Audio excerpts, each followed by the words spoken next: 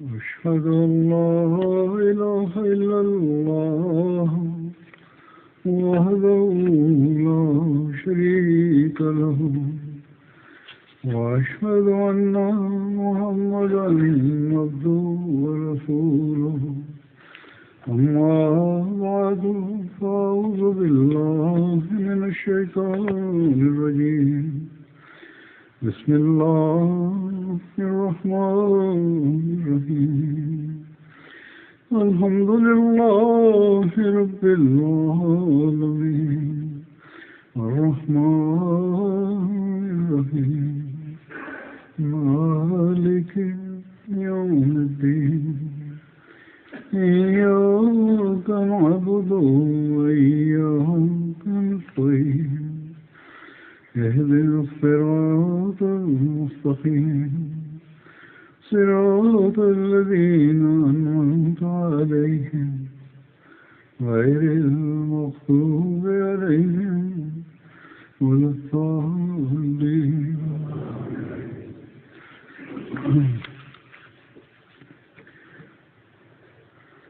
کل 20 فروری تھی. یہ دن جماعت میں پیشگوئی مسلم موت کے حوالے سے جانا جاتا ہے. اس دن یا اس حوالے سے ان دنوں میں آگے پیچھے پیشگوئی مسلم موت کے جماعتوں میں جلسے بھی ہوتے ہیں. یہ حضرت مسیح علیہ السلام کی ایک لمبی پیشگوئی ہے جس میں ایک بیٹی کی پیدائش اور اس کی خصوصیات کا ذکر ہے. 20 فروری 1886 کو اس کو اشتہار کی صورت میں شائع کیا گیا. اس پیشگوئی میں لڑکے کی خصوصیات کے بارے میں الہامی الفاظ کا ایک حصہ اس طرح سے ہے کہ وہ سخت ذہین و فہیم ہوگا، اور پھر ہے کہ علوم ظاہری و باطنی سے پر کیا جائے گا. اور اللہ تعالیٰ نے اس کے مطابق حضرت مسیح علیہ السلام کو بیٹا عطا فرمایا جو ان خصوصیات کا حامل تھا، جن کا نام حضرت مرزا بشیر الدین محمود احمد تھا. ان کو مسلم موت بھی کہا جاتا ہے. جو بچے بھی جماعت کی تاریخ سے واقفیت رکھتے ہیں، بڑے تو رکھتے ہی ہیں، اس سے بخوبی آگاہ ہیں اس پیشگوئی سے. اسفال میں، خدام میں، ہر جگہ جلسے ہوتے ہیں. جیسا کہ پیشگوئی کے الفاظ ہیں کہ وہ لڑکا علوم ظاہری و باطنی سے پر کیا جائے گا. خدا تعالیٰ نے خود ان کی ذہانت کو جلا بخشی اور علوم سے پر کیا. دنیاوی لحاظ سے تو آپ کی تعلیم شاید پرائمری تھی، بلکہ یہ بھی نہیں تھی. وہاں اسکول جاتے رہے، لیکن امتحانوں میں آپ نے حضرت مسلم موعود نے خود لکھا ہے، بتایا ہے کہ کبھی پاس نہیں ہوتے تھے. مضمونوں میں بہت کمزور تھے دنیاوی. لیکن اللہ تعالیٰ نے آپ سے علمی اور دینی اور انتظامی کام ایسے ایسے کروائے ہیں کہ بڑے بڑے پڑھے لکھے بھی آپ کے سامنے پچھلے مکتب لگتے ہیں، بالکل بچے لگتے ہیں.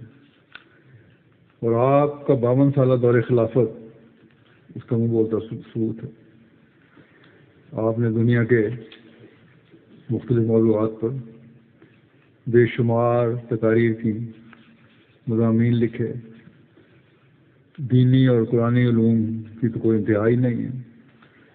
آپ نے دنیاوی موضوعات پر بھی ملکی سیاست، بین الاقوامی سیاست کے بارے میں تقاریر کی، مضمون لکھے. تاریخی حوالے سے غیر معمولی معیار کے مضامین لکھے اور تقاریر کی. اقتصادی امور اور دنیا کے مختلف نظاموں، سوشلزم، کمیونزم، کیپٹلزم کے بارے میں بھی ان کا تجزیہ کیا اور ایک تقریر کی، بعد میں کتابی صورت میں بھی چھپ گئی. یہ جماعت کے لٹریچر میں موجود ہے.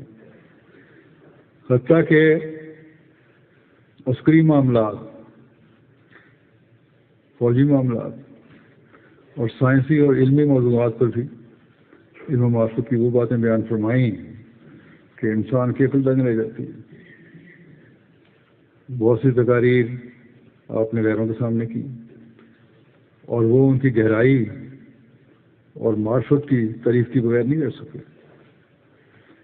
ہزاروں صفحات پر یہ مضامین اور تقاریر حاوی ہیں.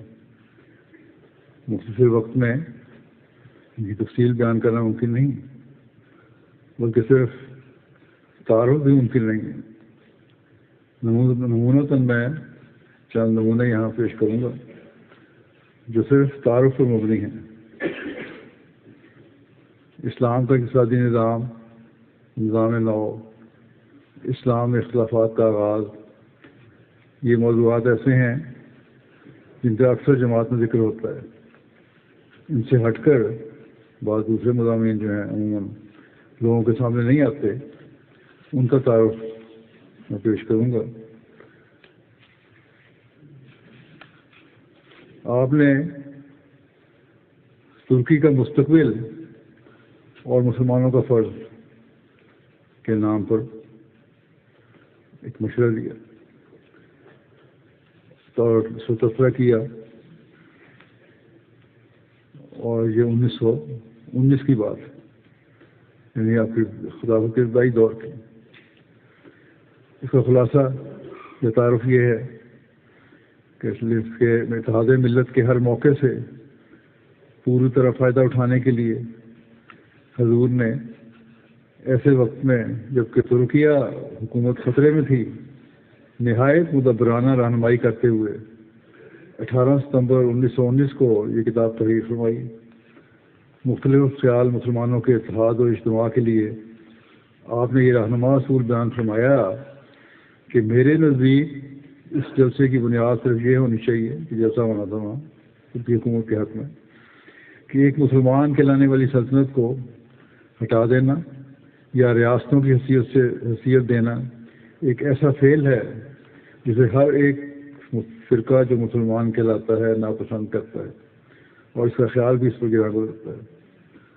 پھر ہم نے یہ بھی فرمایا کہ ترک سلطنت اور مرکز اسلام حجاز کے متعلق جو میری رہنمائی ہے وہ اس طرح ہے. آپ لکھتے ہیں کہ عرب کی غیرت ایک قومی جوش مار رہی ہے اور اس کی حریت کی رگ پھڑک رہی ہے.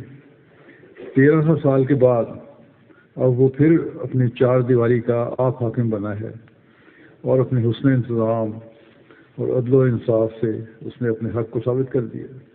اس کے متعلق کوئی نئی تجویز نہ کامیاب ہو سکتی ہے، نہ کوئی معقول انسان اس کو قبول کر سکتا ہے. ترکیہ کی بہتری کے لیے آپ نے یہ مشورہ بھی دیا کہ صرف جلسوں اور لیکچروں سے کام نہیں چل سکتا، نہ روپیہ جمع کر کے اشتہاروں اور ٹریکٹوں کے شائع کرنے سے، بلکہ ایک باقاعدہ جد و جہد سے جو دنیا کے تمام ممالک میں اس عمر کے انجام دینے کے لیے کی جاوے. یہ زمانہ علمی زمانہ ہے، آپ فرماتے ہیں یہ زمانہ علمی زمانہ ہے اور لوگ ہر ایک بات کے لیے دلیل طلب کرتے ہیں.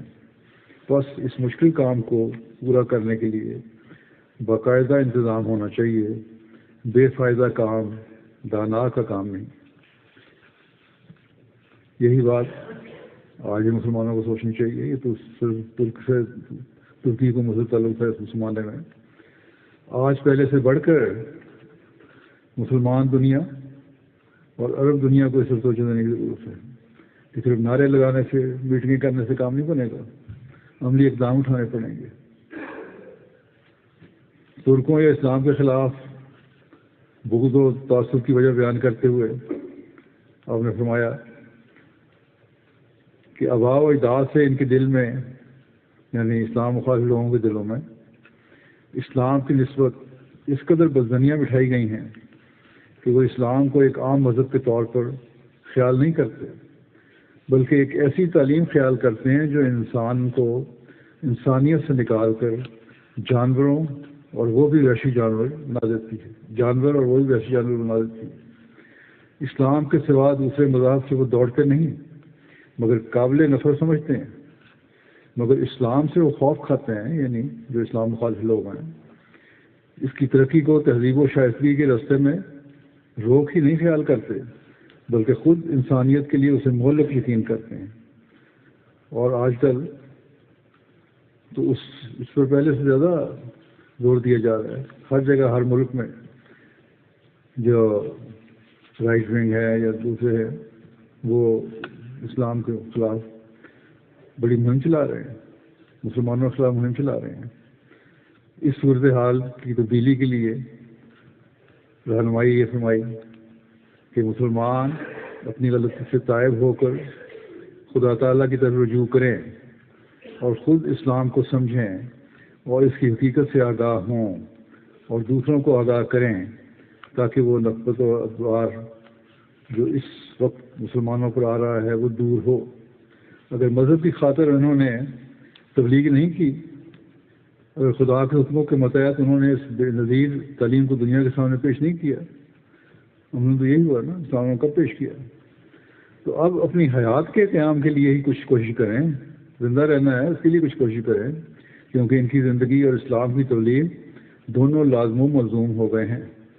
بس یہی اصول آج بھی مسلمانوں کو اپنانے کی ضرورت ہے، نہیں تو اسلام مخالف دنیا مسلمان ممالک کے گرد گھیرا تنگ کرتی چلی جائے گی اور کر رہی ہے۔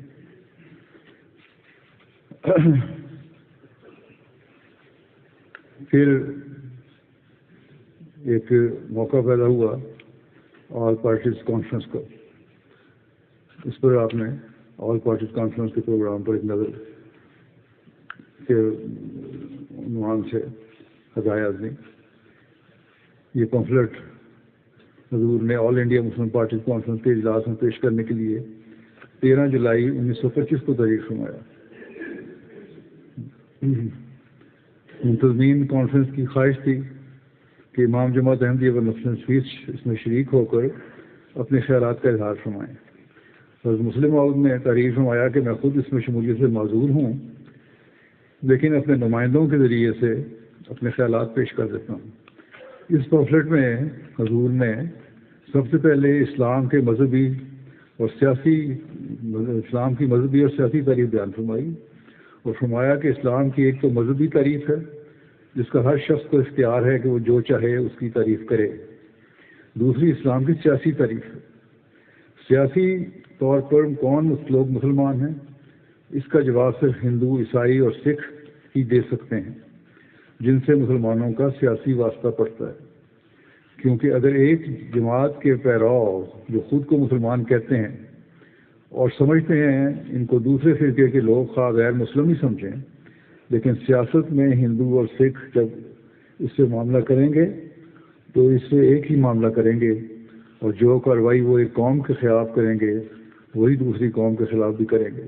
ہر فرقے کو انہوں نے مسلمان سمجھ کے کرنا ہے، بس سیاستاً ان کے مفاد ایک ہیں، اور مسلمانوں نے اس نقطے کو نہ سمجھا تو دوسرے ایک ایک کر کے ان کو کھا جائیں گے، اور ان کو ایک وقت ہوش آئے گی، اور ان کو اس وقت ہوش آئے گی جب ہوش آنے کا کچھ بھی وقت فائدہ نہیں ہوگا۔ اس لیے حضور نے تمام مسلمان فرقوں کے سامنے یہ ذریعہ اصول پیش کیا کہ سیاسی معاملات میں مسلمان مکمل اتحاد اور یکجہتی کا مظاہرہ کریں، کیونکہ سیاسی لحاظ سے اگر آپ کسی قوم کو الگ کر دیں گے تو یہ کیسے ممکن ہے کہ وہ دوسری قوموں کی طرف رجوع نہ کرے۔ اس کے بعد اسلام کی ترقی اور تجویز اور اس کے سیاسی استحکام کے لیے بعض تجاویز دیں اور فرمایا کہ اسلام کے استحکام کے لیے ضروری ہے کہ تمام ملک ہند میں اسلام کی ترویج کے لیے تبلیغی نظام مقرر کیا جائے اور تبلیغی انجمنوں کے باہم اتحاد کی کوئی راہ نکالی جائے، کیونکہ اسلام کی زندگی تبلیغ پر ہی موقوف ہے اور اس کے لیے مکمل نظام وضع کرنے کی ضرورت ہے۔ اور اب تو یہ دائرہ عمل ساری دنیا ہو چکی ہے۔ نیز مسلمانوں کی صنعتی اور تعلیمی میدان میں ترقی کے لیے باقاعدہ سیگا جات قائم کیے جائیں، ہر سیگے کا ایک مطمع نظر ہو، اور سال کے آخر میں بتایا جائے کہ مطمع نظر کو کس حد تک پورا کیا گیا ہے۔ اب تو یہ بڑی بڑی حکومتوں کا کام ہے نا اسلام کی۔ نیز اس وقت فوری طور پر ایک ایسی کمیٹی کا قیام بھی ضروری ہے جو اس امر کا جائزہ لے کہ مسلمانوں کو دوسری قوموں کے اثر سے کس طرح آزاد کروایا جا سکتا ہے، اور کون کون سے شعبہ ہے زندگی ایسے ہیں جن میں ماہر مسلمانوں کی تعداد بہت کم ہے، پھر وہ کمیٹی اس کمی کو پورا کرنے کے لیے کوشش کرے۔ اسی طرح مسلم عورت نے مسلم بینک کے قیام کی ضرورت پر بھی زور دیا اور فرمایا کہ اگر بلا سود کی صورت نکل سکے، جو کہ نکل سکتی ہے، تو ہماری جماعت بھی اس میں شامل ہونے کے لیے تیار ہے، اور آپ نے بیت المال اور مسلم چیمبر آف کامرس کے قیام کی بھی تجویز دی۔ نیز فوجداری مقدمات کے علاوہ مسلمانوں کے دیگر تنازعات کو عدالتوں میں لے جانے کے بجائے باہم مل کر تصفیہ کے لیے بھی پنچایتی نظام وضع کرنے کی ضرورت پر زور دیا۔ آپ نے فرمایا جہاں غیر مسلم حکومتیں ہیں، آپ نے فرمایا کہ قیام امن کے لیے ضروری ہے کہ ایک دوسرے کے مذہبی معاملات میں دخل نہ دیا جائے، وسعت حوصلہ کے ساتھ دوسروں کو ان کے عقیدہ کے مطابق کام کرنے دیں اور خود اپنے عقیدے کے مطابق کام کریں۔ حضور نے تجارت اور صنعت و حرفت کے متعلق فرمایا کہ تجارت ایسا شعبہ ہے جس سے مسلمانوں نے سب سے زیادہ تغافل برتا ہے، اور تجارتی لحاظ سے وہ ہندوؤں کے غلام بن کر رہ گئے ہیں، اس زمانے میں تھے۔ اب تو ہم نظر آ رہا ہے ہمیں کہ ہم دنیا کے بڑے بڑے جو امیر لوگ ہیں جو تجارت میں ہیں، مختلف مذاہب کے لوگ ہیں، چاہے وہ یہودی ہیں یا عیسائی ہیں یا کوئی اور ہیں، ان کے غلام بنے ہوئے ہیں۔ اس وقت یہی حالات تھے۔ آج کل اس معاملے میں دنیا کی حکومتوں اور تاجروں کے غلام ہم بن رہے ہیں، جیسا کہ میں نے کہا۔ تو اسی طرح توجہ دینے کی ضرورت ہے مسلمان حکومتوں کو۔ تجارت اور صنعت و حرفت میں بھی مسلمانوں کی ترقی کے لیے خاص توجہ دینے کی ضرورت ہے۔ آخر وہ حضرت مسلم عورت نے مسلمانوں کے باہمی تنازعات کو ختم کر کے باہمی اتحاد اور یگانگت کی اہمیت کی طرف توجہ دلائی۔ فرمایا کہ پھر ایک دفعہ اس امر کی طرف توجہ دلاتے ہوئے میں اپنے مضمون کو ختم کرتا ہوں کہ سب محنت رائے گاں اور سب تدبیریں ابس جائیں گی اگر اس امر کو اچھی طرح نہ سمجھ لیا گیا کہ ہم باوجود ایک دوسرے کو کافر کہنے کے اغیار کی نظر میں مسلمان ہیں، اور ایک کا نقصان دوسرے کا نقصان ہے۔ بس سیاسی میدان میں ہمیں مذہبی فتووں کو نظر انداز کر دینا چاہیے کیونکہ وہ ان کے دائرۂ عمل سے خارج ہیں۔ اسلام ہرگز یہ نہیں کہتا کہ تم اپنی سیاسی ضروریات کے لیے ان لوگوں سے مل کر کام نہیں کر سکتے جن کو تم مسلمان نہیں سمجھتے۔ اگر رسول کریم صلی اللہ علیہ وسلم مشرکوں کے مقابلے میں یہود سے سمجھوتا کر سکتے ہیں تو کوئی وجہ نہیں کہ مسلمان کہلانے والے فرقے اسلام کی سیاسی برتری بلکہ کہو کہ سیاسی حفاظت کے لیے اس میں مل کر کام نہ کر سکیں۔ اگر ہم اس موقع پر اتحاد نہ کر سکیں گے تو یقیناً اس سے یہ ثابت ہوگا کہ ہمارا اختلاف اسلام کے لیے نہیں بلکہ اپنی ذات کے لیے ہے، اپنے نفسوں کے لیے ہے۔ اللہ تعالیٰ ہمیں اس بدبختی سے محفوظ رکھے۔ پاکستان اور بعض مسلمان ممالک میں عمومی طور پر تو یہی صورتحال ہے، خاص طور پر احمدیوں کے لیے یہ سوچ کہ یہ کافر ہے، ویسے تو ہر فرقہ دوسرے فرقے کو بھی کافر کہتا ہے، اور غیر مسلم دنیا میں اسی وجہ سے جو ہے وہ کافر پیدا ہو رہا ہے، وہ نقصان پہنچا رہی ہے مسلمانوں کو۔ بس اس نقطے کو آج ہی مسلمان حکومتوں کو اور مسلمانوں کو سمجھنے کی ضرورت ہے۔ ہندوستان کے حالات کے بارے میں اس وقت جو تھے پاک و ہند ایک گولڈ میڈل کانفرنس ہوئی تھی اور مسلمانوں کی نمائندگی کا سوال اس میں اٹھا تھا۔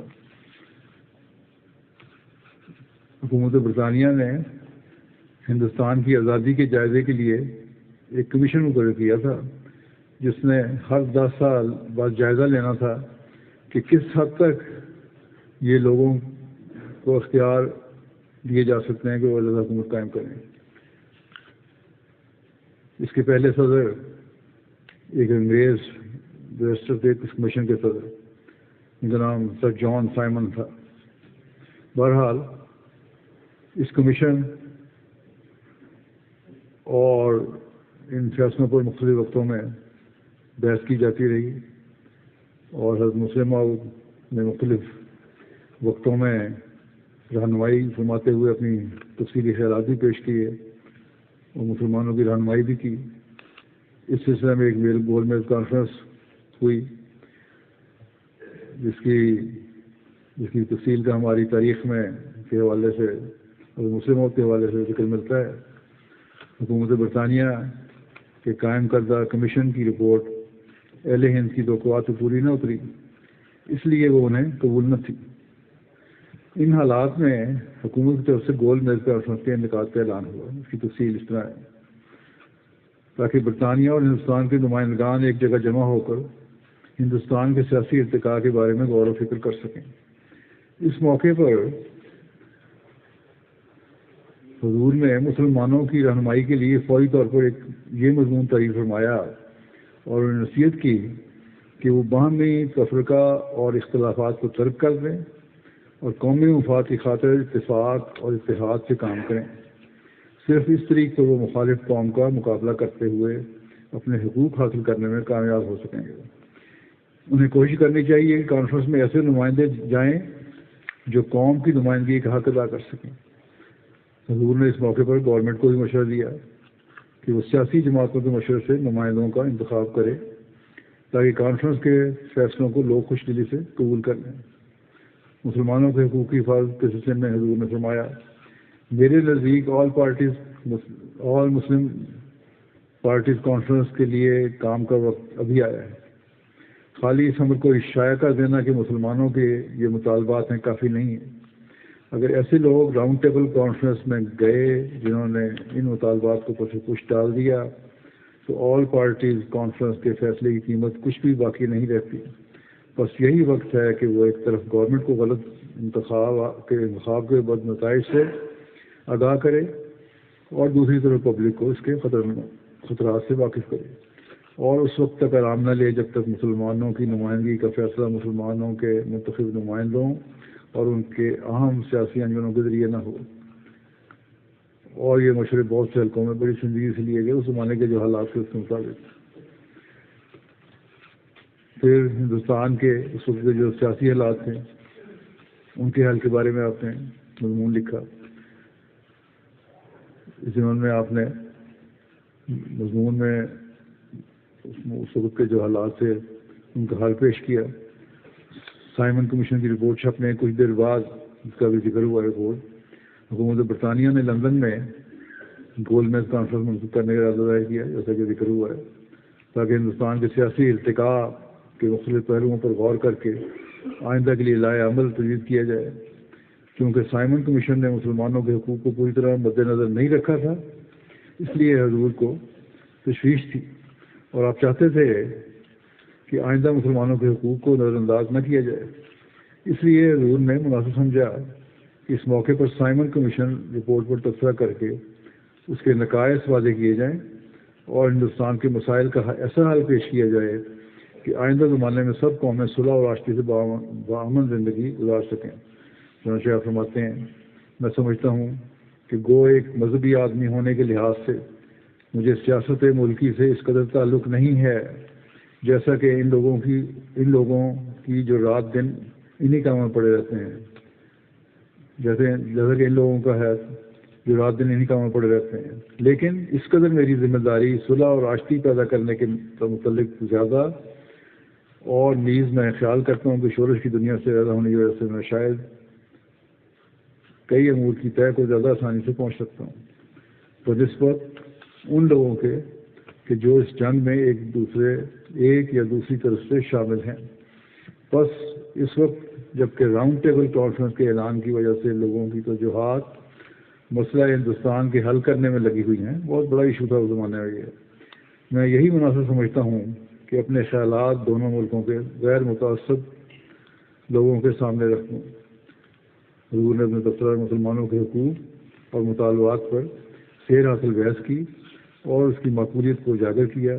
اس کے ساتھ ہی آپ نے ہندوستان کے سیاسی مسائل کا نہایت معقول اور تسلی بخش حل پیش کیا.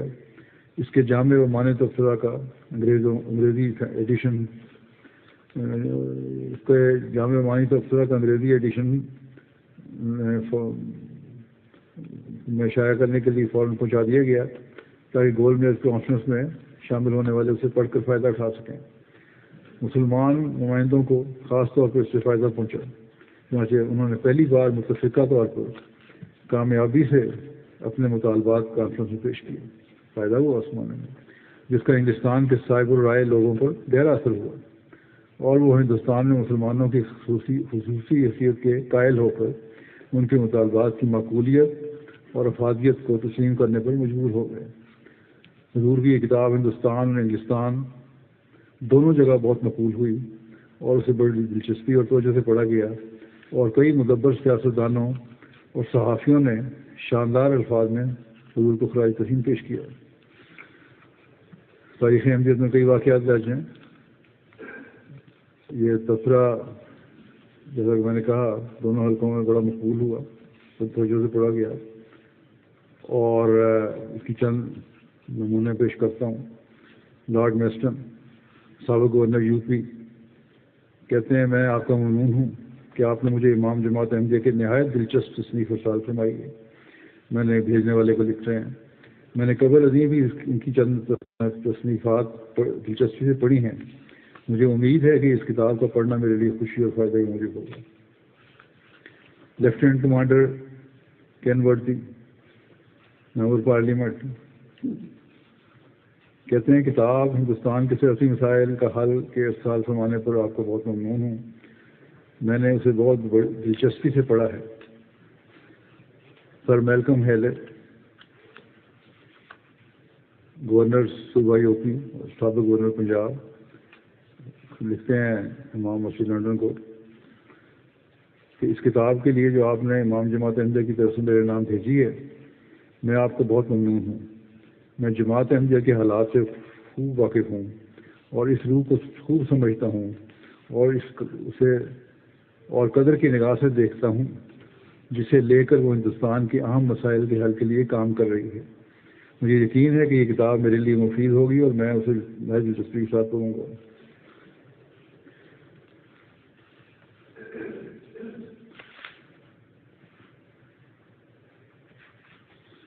پھر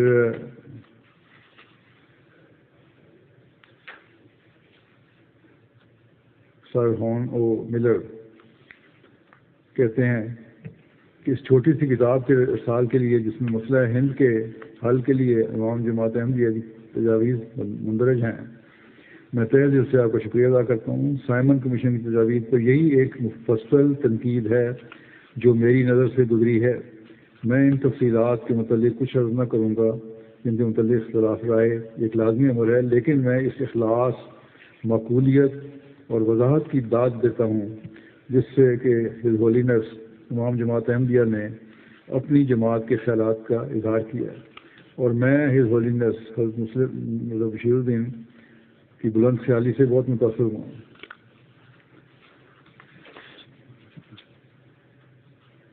پھر آنریبل پیٹرسن CSICI کتاب کہتے ہیں، کتاب ہندوستان کے سیاسی مسائل کا حل کے ارسال کا بہت شکریہ۔ مجھے ابھی تک اس کے ختم کرنے کی فرصت نہیں ملی، امید ہے کہ چند دنوں میں ختم کر لوں گا، لیکن جس قدر میں نے پڑھا ہے اس سے ضرور اس قدر ظاہر ہوتا ہے کہ تصنیف موجودہ دکھی کے سلجھانے کے لیے ایک دلچسپ اور قابل قدر کوشش ہے۔ مسلمانوں کا نقطۂ نظر اس میں بہت وضاحت سے پیش کیا گیا ہے۔ امید ہے کہ میں ملوں گا آگے لکھ رہے ہیں بھیجنے والے کو۔ ڈاکٹر ضیاء الدین صاحب علی گڑھ کے ہیں۔ یہ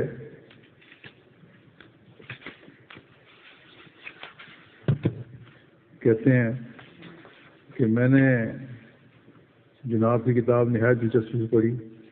میں آپ سے درخواست کرتا ہوں کہ اس کی یورپ میں بہت اشاعت فرمائیں۔ ہر ایک ممبر پارلیمنٹ کو ایک ایک نقل ضرور بھیج دی جائے، اور انگلستان کے ہر مدیر اخبار کو بھی ایک ایک نسخہ ارسال کیا جائے۔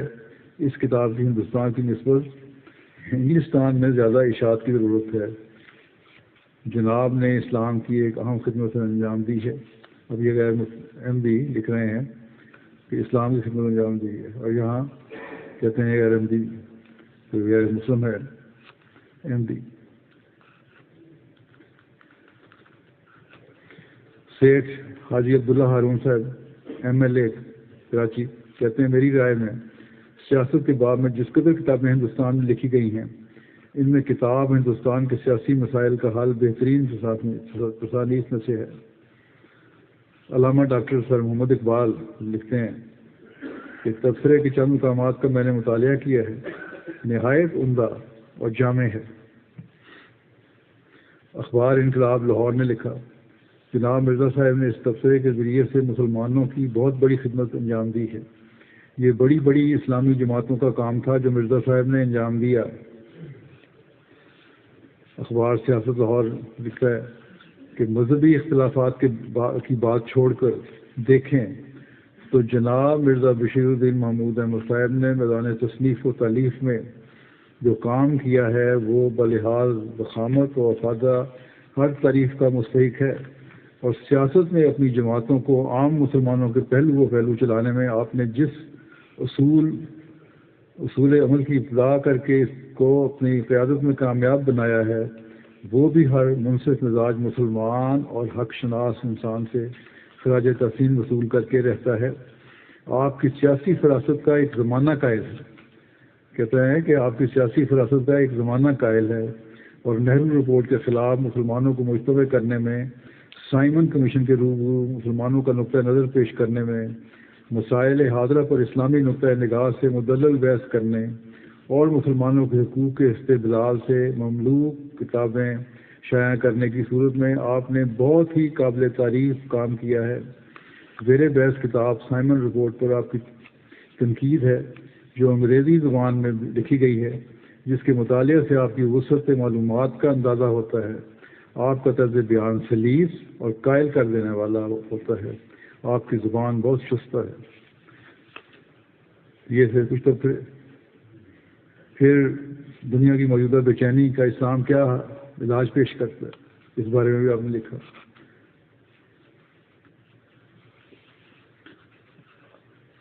عالمگیر امن کے بارے میں تقریریں ہوئی تھیں. خلاصہ میں بیان کر دوں کہ مسلم عود نے عالمگیر امن کو مد نظر رکھتے ہوئے یہ پر معارف تقریر 9 اکتوبر 1946 کو بوگ شام 5:30 بجے 8 پارک روڈ دہلی کے وسیع صحن میں اشاعت فرمائی.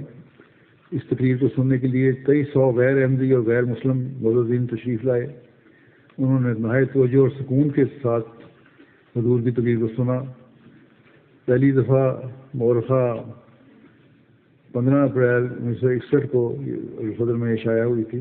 بہرحال اس تقریر کے بارے میں اخبار تیج دہلی نے اپنے 14 اکتوبر 1946 کی اشاعت میں ذیل نوٹ شائع کیا کہ احمدیوں کے امام حضرت مرزا بشیر الدین محمود احمد نے تقریر کرتے ہوئے بتایا کہ امن اور شانتی کا مسئلہ اتنا ہی پرانا ہے جتنا کہ خود انسان، کیونکہ انسانی فطرت کے ساتھ اس کا نہایت گہرا تعلق ہے.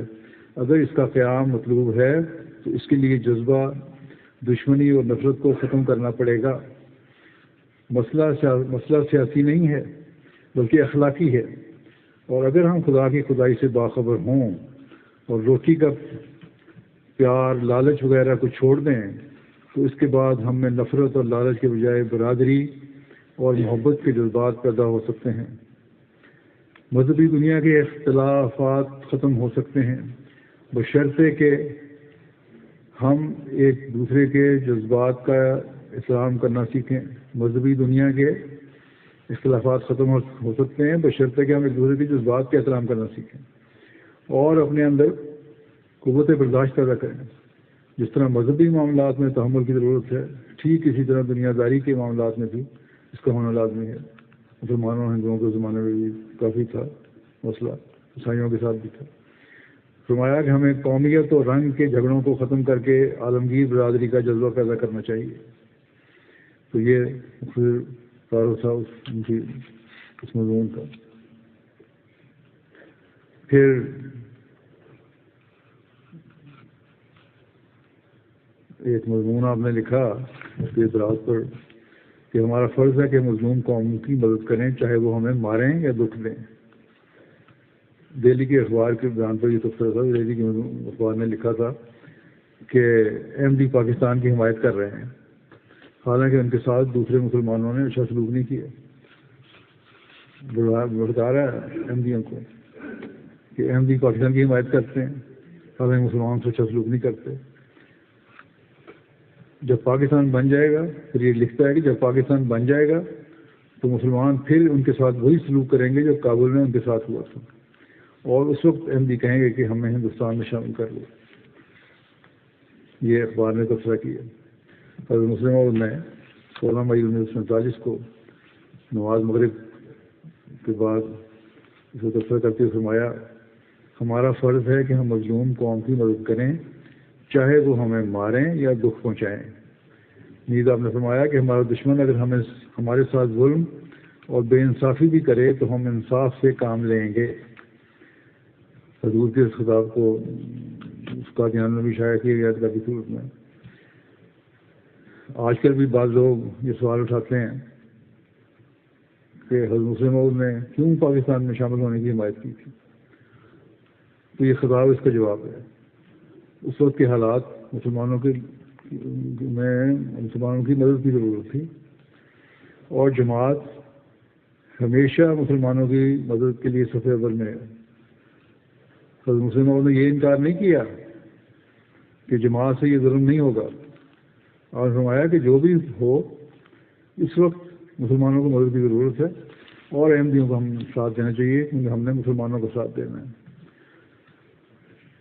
پاکستان کے مستقبل کے بارے میں آپ نے ایک لیکچر دیا، اس کا خلاصہ یہ ہے کہ حضرت مسلم عمر نے پاکستان کے معرض وجود میں آنے کے بعد پنجاب کے دارالحکومت لاہور میں پاکستان کے مستقبل کے موضوع پر بصیرت افروز لیکچر فرمایا، جس میں لاہور کے بڑے بڑے دانشور، اسکالرز اور اہل علم حضرات شامل ہوئے، اور ان لیکچرز نے اپنی پسندیدگی کا اظہار کیا. پہلے 5 لیکچرز مینارڈ ہال لاہور اور 6واں لیکچر یونیورسٹی ہال لاہور میں ارشاد فرمایا. یہ کہتے ہیں اس لیکچر میں جو ہے زیر نظر لیکچر ہے 7 دسمبر 1947 کو مینارڈ ہال لاہور میں ارشاد فرمایا، مگر وقت کی کمی کے باعث اس مضمون کے کئی حصے بیان کرنے سے رہ گئے تھے، لہٰذا حضرت مسلم عمر نے اپنی یادداشت پر اس مضمون کو افادہ عام کرنے کے لیے الفجر میں شائع کرایا بعد میں، جو 9 دسمبر 1947 کے روزنامہ الفجر جو لاہور سے شائع ہوتا تھا اس میں شائع ہوا. حضور نے اپنے خطاب میں نباتی، زرعی، حیوانی اور مانوی دولت کے لحاظ سے پاکستان کو کیسے ترقی دی سکتی ہے اس کے ذریعے اصول، بلدائے، تجاویز دیں اور مشوروں سے نوازا. بڑا مشہور ہوا یہ لیکچر. دستور اسلامی یا اسلامی آئین اساسی، اس بارے میں آپ نے اپنے خیالات کا اظہار کیا. قادیان سے لاہور ہجرت کے بعد پاکستان کے مستقبل کے موضوع پر جو لیکچر دیے آپ نے، یہ لیکچر ان میں سے آخری لیکچر ہے جو حضور نے یونیورسٹی ہال لاہور میں جو پہلے ذکر ہو چکا ہے دستور اسلامی یا اسلامی آئین اساسی کے موضوع پر دیا. یہ لیکچر افادہ عام کے لیے اس کو شائع کیا گیا 18 فروری 1948 کو ایک مفلت کی صورت میں، اور اب بھی انوار العلوم کی جلد 19 میں موجود ہے. اس خطاب میں حضور نے دستور اسلامی کی وضاحت کرتے ہوئے اس پہلو پر روشنی ڈالی کہ پاکستان میں کس قسم کا آئین یا دستور نافذ ہونا چاہیے. چاچا فرماتے ہیں بس اگر پاکستان کی کانسٹیٹیوشن میں مسلمان جن کی بھاری اکثریت ہوگی یہ قانون پاس کر دیں کہ پاکستان کے علاقے میں مسلمانوں کے لیے قرآن اور سنت کے مطابق قانون بنائے جائیں گے، اس کے خلاف قانون بنانا جائز نہیں ہوگا، تو گو اساس حکومت کلی طور پر اسلامی نہیں ہوگا، کیونکہ وہ ہو نہیں سکتا، مگر حکومت کا طریق عمل اسلامی ہو جائے گا اور مسلمانوں کے متعلق اس کا قانون بھی اسلامی ہو جائے گا، اور اسی کا تقاضا اسلام کرتا ہے. اسلام ہرگز یہ نہیں کہتا کہ ہندو اور عیسائی اور یہودی سے بھی اسلام پر عمل کرایا جائے، بلکہ وہ بالکل اس کے خلاف ہے. وہ تو آزادی دیتا ہے ہر مذہب کو، مت فکر ہو. آج یہ لوگ کہتے ہیں کہ اسلامی ملک میں اسلامی آئین اور قانون ہے، لیکن عملاً اس کا ابتدا اور مشورہ تو مسلموں نے دیا تھا، اور اسلام کے نام پر ہی ہم لوگوں پہ ظلم کیا جا رہا ہے، جبکہ آپ نے اسلامی تعلیم کے مطابق عمل درآمد اور آئین بنانے کی طرف توجہ دلائی تھی، جیسا کہ میں نے بتایا۔ اگر احمدی اتنے ہی اسلام کے خلاف ہیں جیسا کہ آج کل کا مولانا کہتا ہے، تو پھر اس مشورے اور توجہ کی آپ کو کیا ضرورت تھی؟ بہرحال آج کل تو ملک کو نام نہاد ملا یرغمال بنانے کی کوشش کر رہا ہے۔ اللہ تعالیٰ ملک میں کوئی لیڈرشپ پیدا کرے جو ان کے غلط منصوبوں سے ملک کو نجات دے اور ملک ترقی کی راہ پر گامزن ہو۔ پھر ایک مضمون ہے کہ پاکستان ایک اینٹ ہے اس اسلامی عمارت کی جسے ہم نے دنیا میں قائم کرنا ہے۔ اس لیکچر صاحب نے ٹاؤن ہال کوئٹہ میں دیا۔ مسلم عالم میں پاکستان بننے کے مان بعد پاکستان کے مستقبل کے موضوع پر لاہور میں 6 لیکچر دیے تھے جیسے ذکر ہوا ہے۔ اس کے کچھ عرصے بعد حضور مغربی پاکستان کے دوسرے متعدد مرکزی شہروں میں تشریف لے گئے اور پاکستان کے ہزاروں باشندوں کو استحکام پاکستان کے موضوع پر اپنے بصیرت افروز خیالات اور تعمیری افکار سے روشناس کرایا۔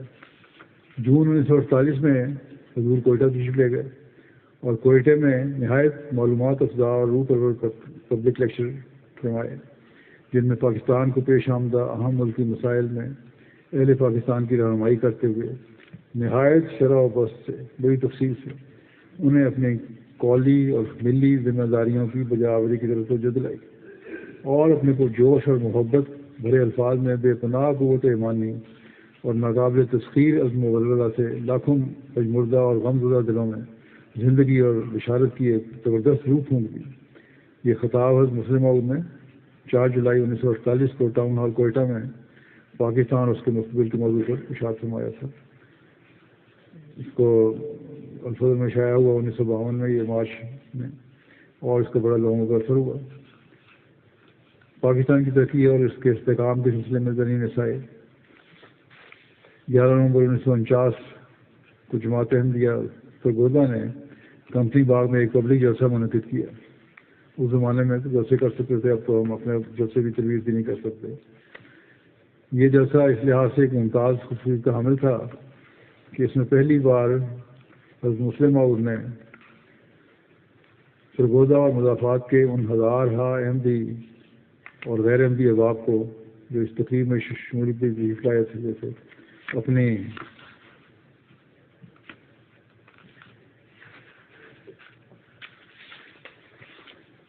قیمتی نصائح اور ہدایات سے مستفید فرمایا اور انہیں اسلامی احکام پر عمل پیرا ہونے اور پاکستان کو مضبوط سے مضبوط تر بنانے کی طرف توجہ نہایت دل آویز پیرایہ میں توجہ دلائی۔ حضور کی تقریر اول سے آخر تک انتہائی دلچسپی، پورے انہمات اور توجہ کے ساتھ سنی گئی۔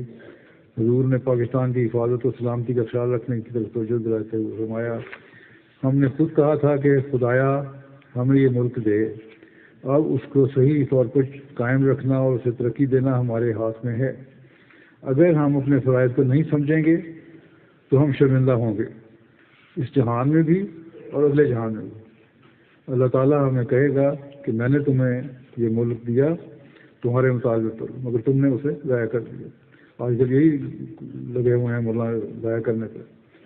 پاکستان کی آمدن بڑھانے کے لیے آپ نے تمام طبقہ ہے زندگی کے لوگوں کو دیانتداری سے اپنے ٹیکس ادا کرنے اور پاکستان کی حفاظت کے لیے زیادہ سے زیادہ نوجوانوں کو فوج میں بھرتی ہونے کی تلقین فرمائی ہے۔ ان دنوں اخباروں میں یہ چرچا تھا کہ گورنمنٹ پاکستان اسلام کی حکومت قائم کرنے کے لیے کچھ نہیں کرتی، ہم نے تو پاکستان اسلام کے لیے مانگا تھا۔ اس کے مطابق بصیرت افروز ارشادات فرمائے اور آخر پر ارشاد فرمایا کہ محض نعرے لگا لینا کسی قوم کی کامیابی کی علامت نہیں ہوتی۔ اگر اس وقت سارے لوگ نعرہ تکبیر بلند کرنے لگ جائیں گے، اگر اس وقت سارے لوگ یہ کہنے لگ جائیں گے کہ پاکستان زندہ باد، ہندوستان مرد آباد، تو اس سے ہندوستان کی ایک چڑیا بھی نہیں مرے گی، پھر نعرے سے تو نہیں مرے گا کچھ بھی۔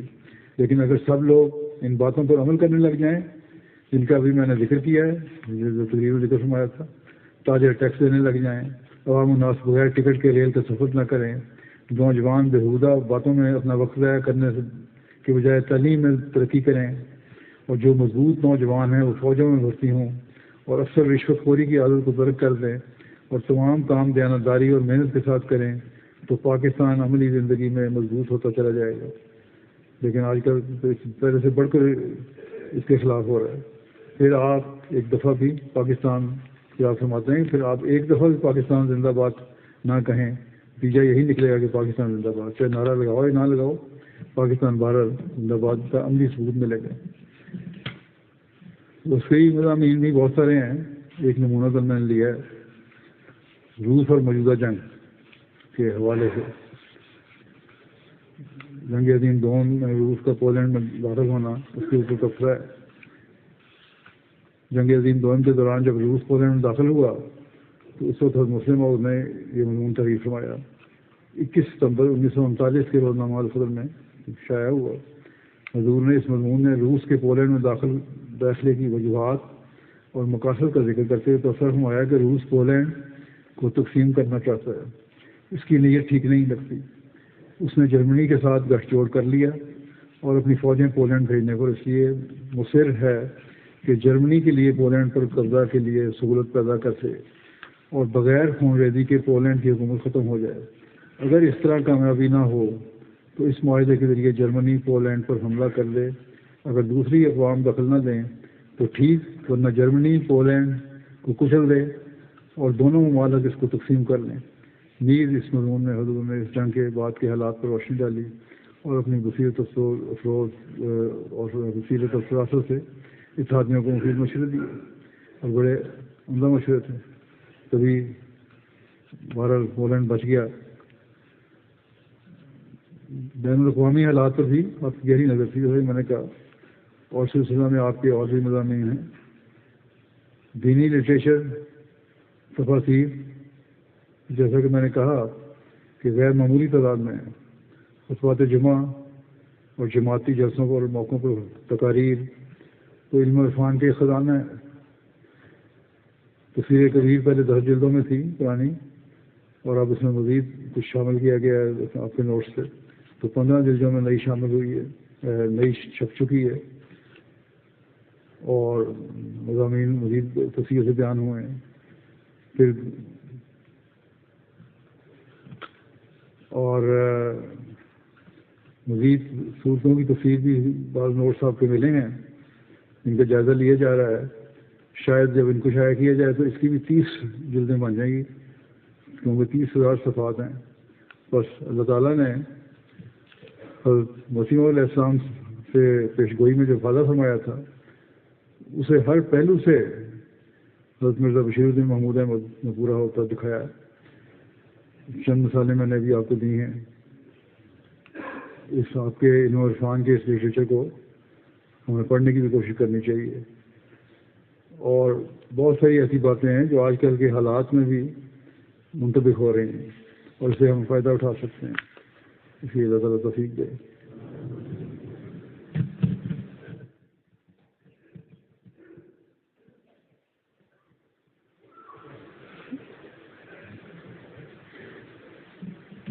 الحمد لله نحمده ونستعينه ونستغفره ونؤمن به ونتوكل عليه ونعوذ بالله من شرور أنفسنا ومن سيئات أعمالنا. من يهده الله فلا مضل له ومن يضلل فلا هادي له. ونشهد أن لا إله إلا الله ونشهد أن محمدا عبده ورسوله. عباد الله رحمكم الله، إن الله يأمر بالعدل والإحسان وإيتاء ذي القربى وينهى عن الفحشاء والمنكر والبغي يعظكم لعلكم تذكرون واذكروا الله يذكركم وادعوه يستجب لكم ولذكر الله أكبر.